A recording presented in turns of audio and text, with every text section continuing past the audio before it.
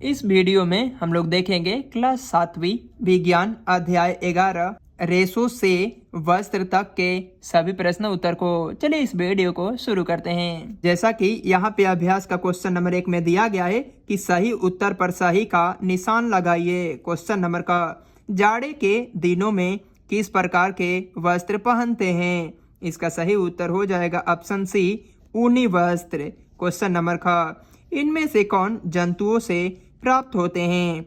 इसका सही उत्तर हो जाएगा ऑप्शन बी, ऊनी और रेशमी। क्वेश्चन नंबर ग में यहाँ पे दिया गया है कि रेशम प्राप्त करने के लिए रेशम कीटों का पालन करना कहलाता है। इसका सही उत्तर हो जाएगा ऑप्शन डी, सेरीकल्चर या रेशमी कीट पालन। क्वेश्चन नंबर 2 में यहाँ पे दिया गया है कि बेमेल शब्द पर घेरा लगाइए तथा चुनाव का कारण बताए। 1 नंबर में यहाँ पे दिया गया है कि अभिमार्जन, बालों की कटाई, रीलिंग। चलिए इसका उत्तर हम लोग कॉपी पे नोट कर लेते हैं, इसके बाद समझाने का प्रयास करते हैं। जैसा कि क्वेश्चन नंबर 2 में यहाँ पे नोट कर लिए हैं कि बेमेल शब्द पर घेरा लगाए तथा चुनाव का कारण बताए। नंबर ए में यहाँ पे दिया गया है कि अभिमार्जन, बालों की कटाई, रीलिंग। इसका उत्तर में हम लोग लिखेंगे रीलिंग, क्योंकि यह प्रक्रम रेशे के लिए है और अन्य ऊनी के लिए। क्वेश्चन नंबर बी, भेड़, लामा, रेशम कीट। इसका उत्तर में हम लोग लिखेंगे रेशम कीट, क्योंकि भेड़ और लामा ऊन से संबंधित है। क्वेश्चन नंबर सी, तसर, अंगोरा, पश्मीना। इसका उत्तर में हम लोग लिखेंगे तसर, क्योंकि अंगोरा और पश्मीना ऊन है। क्वेश्चन नंबर डी, सूत, ऊन, रेशम। उत्तर में हम लोग लिखेंगे सूत, क्योंकि ऊन और रेशम जैविक है जबकि सूत पौधों से मिलता है। क्वेश्चन नंबर 3 में यहाँ पे दिया गया है कि हम अलग अलग ऋतु में अलग अलग प्रकार के कपड़े क्यों पहनते हैं?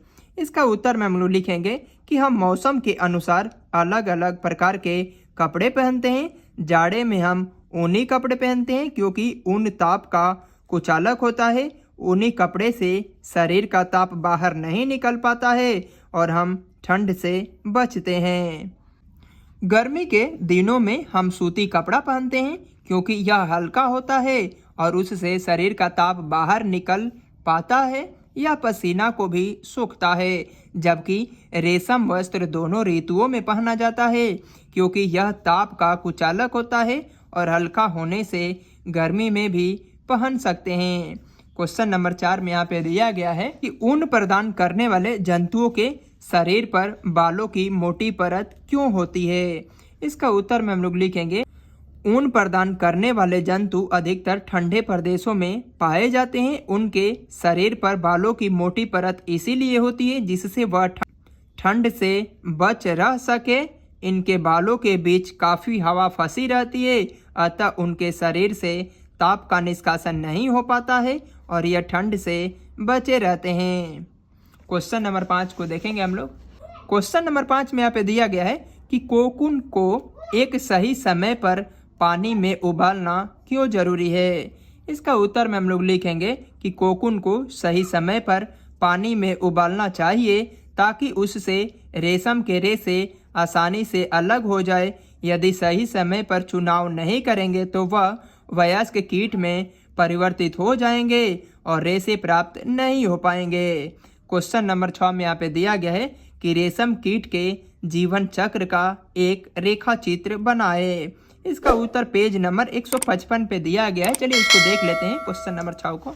जैसा कि पेज नंबर यहाँ पे दिया गया है 155, यहाँ पे दिया गया है कि रेशम कीट का जीवन चक्र, ये वाला फिगर जितना दिया गया है यहाँ पे, इसको वहाँ पे क्वेश्चन नंबर 6 में बना लेना है। इस प्रकार हम लोगों ने इस वीडियो में रेशो से वस्त्र तक के सभी प्रश्न उत्तर को देख लिए हैं। मिलते हैं नेक्स्ट वीडियो में।